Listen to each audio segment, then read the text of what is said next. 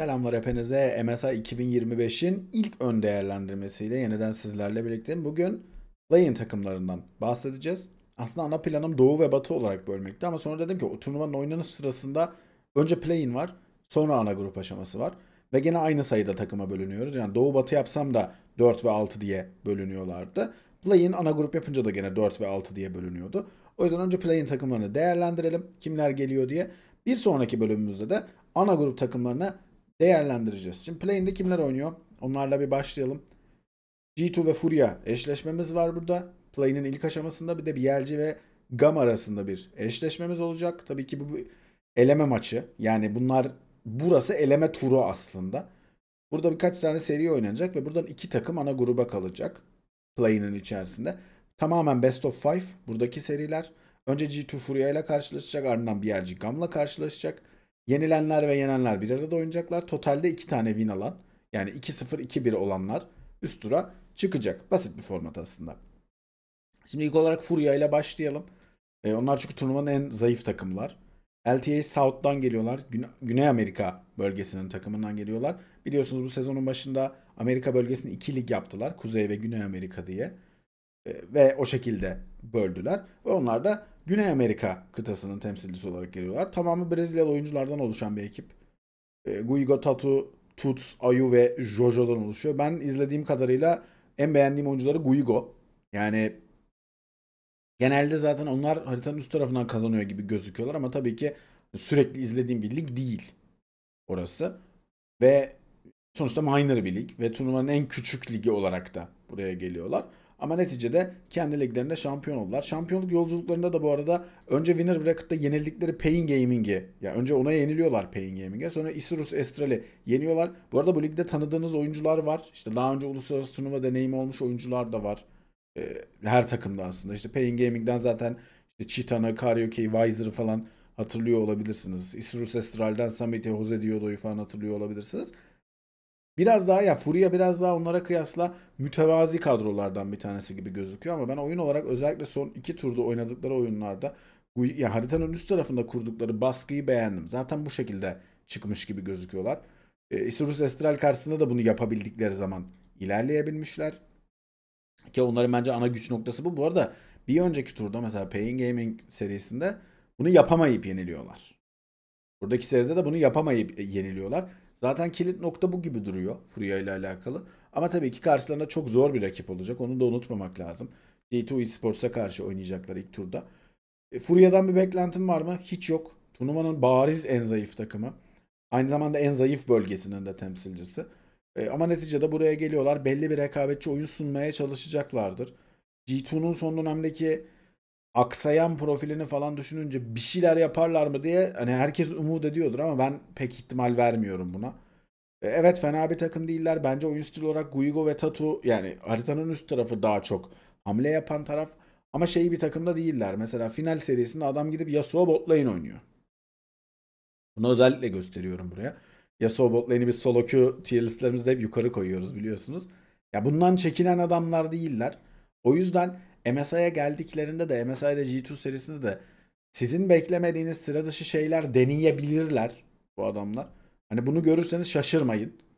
E, Yaparlarsa, iyi de sonuç alırlarsa ne hala, ama çok zor bir eşleşme olduklarını da unutmayalım. Eşleşmenin diğer tarafı G2 Esports. Onlar Avrupa'dan, LEC'den geliyorlar. İkinci temsilci olarak geliyorlar. Çok alışık olduğu bir yer değil G2'nun. Yani LEC'nin ikinci temsilcisi olması çok alışık olduğu bir yer değil. Yoksa MSI çok alışık olduğu bir yer. Hani yıllardır zaten Batı'nın hep en iyi takımı olarak geliyorlar buraya. İlk kez ama en iyi takım olarak gelmiyorlar. Ve açıkçası G2 ile alakalı bir sürü soru işaretim var.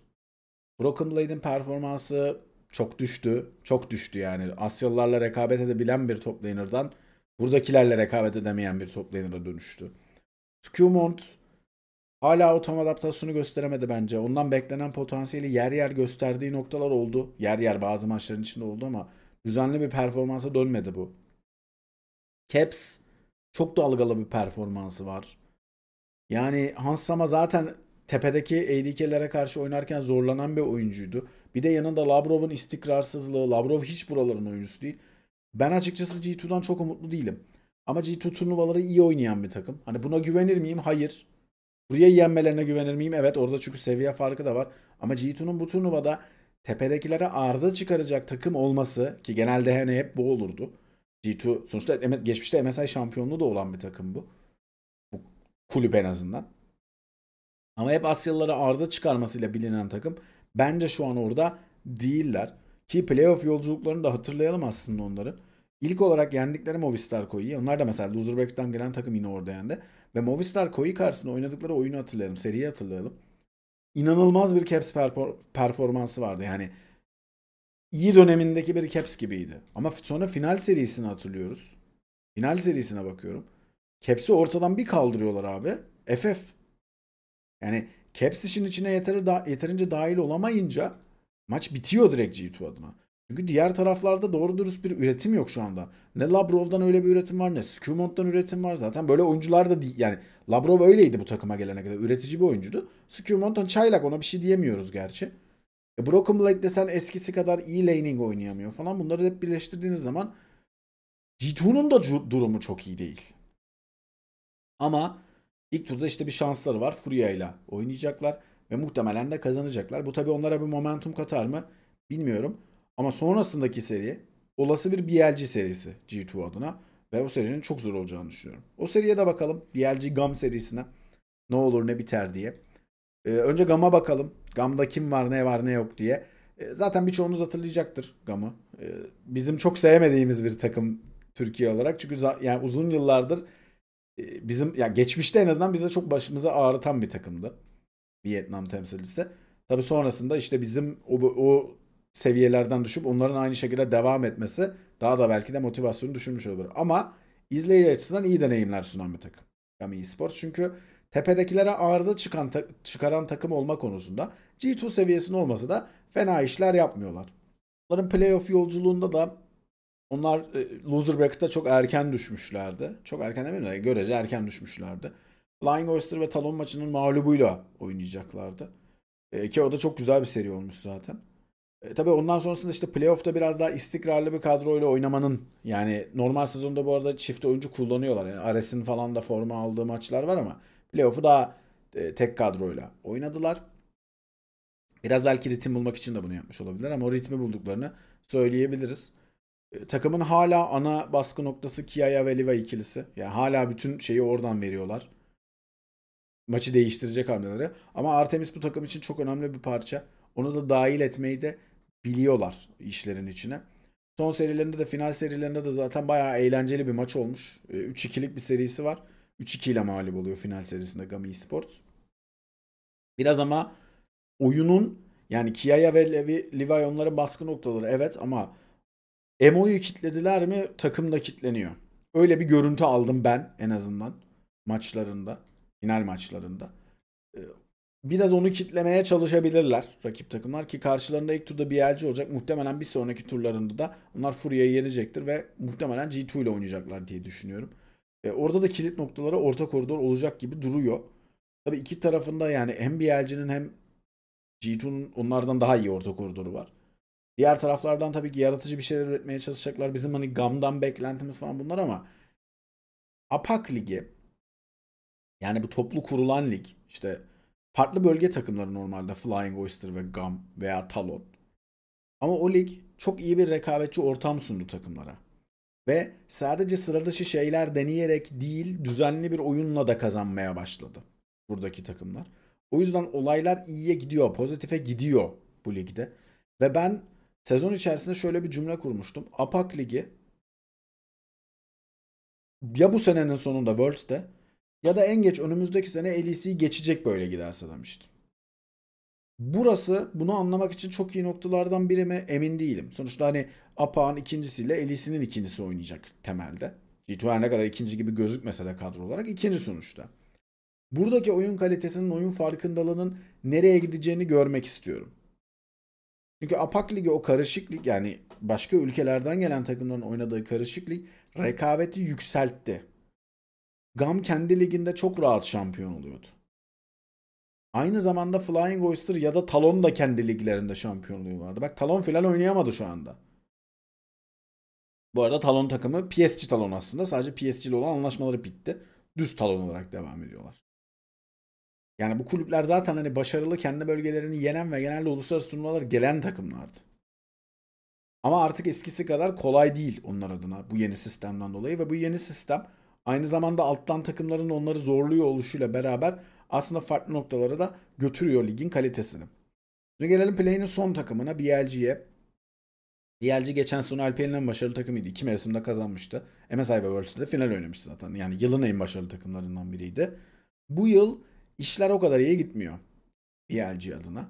İşte top laner Bin'in baskınlığı biraz azaldı. Sonradan dahil olan Bey şu anki Bey şu an dahil olduktan sonra takım çok daha iyi oynamaya başladı. Performans yükseldi. Ama buraları ilk kez oynayacak Bey şu an. Hiç bildiği bir nokta değil. Knight dünyanın en iyi mid lane'lerinden biri tartışmasının hala içinde ama o seviyede değil. Yani geçen seneki Knight'ı göremeyebilirsiniz şu ana kadar. En azından şu ana kadar göremedik. Turnuvada da göremeyebilirsiniz. Elk, o da bence geçen seneki Elk kadar iyi oynamıyor ama hala o geçen sene çok zaten anormal bir seviyede oynuyordu. Yine de ona yakın oynuyor. İyi pozitif bir yön ise onun çok daha istikrarlı bir performansı olması. Geçtiğimiz yıllara kıyasla. Tabi onlar LPL ikincisi olarak geliyorlar. Onların alıştık biz LPL birincisi olarak gelmesine. Onların da playoff yolculuğuna bakalım. Winner Bracket'ta önce Animals Legend'da mağlup oldular. 3-2'lik bir serinin ardından mağlup oldular. Bayağı da yakın, keyifli bir seriydi. Yani şeyi de hissettiriyordu. Bu iki takım bir daha karşılaşırlar burada. Serinin içerisinde ne oldu tabii? Ne oldu da yenildiler Animals Legend'da aslında? Biraz karar mekanizması diff oldu bence.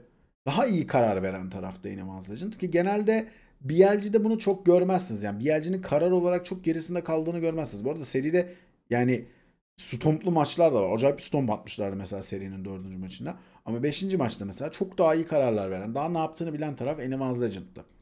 Fakat finalde sonrasında Loser Bracket tarafını Invictus'u yenip geliyor. Fakat finalde şöyle bir şey oldu. Karar diff'in ötesine geçildi.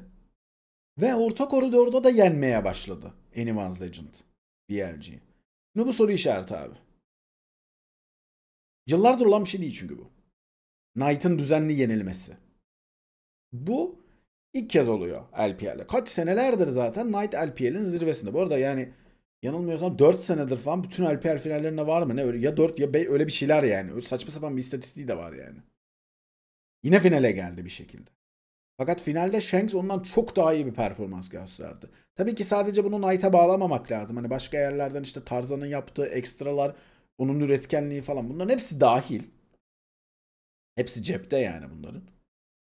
Ama yine de şeyi unutmamak lazım. Yani bu takım geçen seneki gücünde değil, geçen seneki korkutuculuğunda değil. Gam'la oynayacaklar. Gam bence onlar için iyi bir ritim bulma noktası. Bu arada BLG çok fazla maç oynadı bu sezon. Özellikle tabii playoff'ta da maksimum seriye kadar oynadılar. Hem loser bracket'a düştüler hem oradan tekrar finale geldiler falan. Ritim buldu.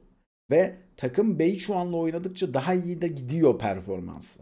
Hani şeysiz değiller. Mesela LCK takımları ya Genji Haziran ayı boyunca bir seri oynadı. T1 iki seri oynadı. Onlar ritimsiz gelebilirler. BLG'nin bunu çok yaşayacağını düşünmüyorum. Burada tabii bir de şeyin de hani T1'ın Genji'nin falan da sonradan başlaması da bence BLG için iyi bile oldu play'inden başlamak.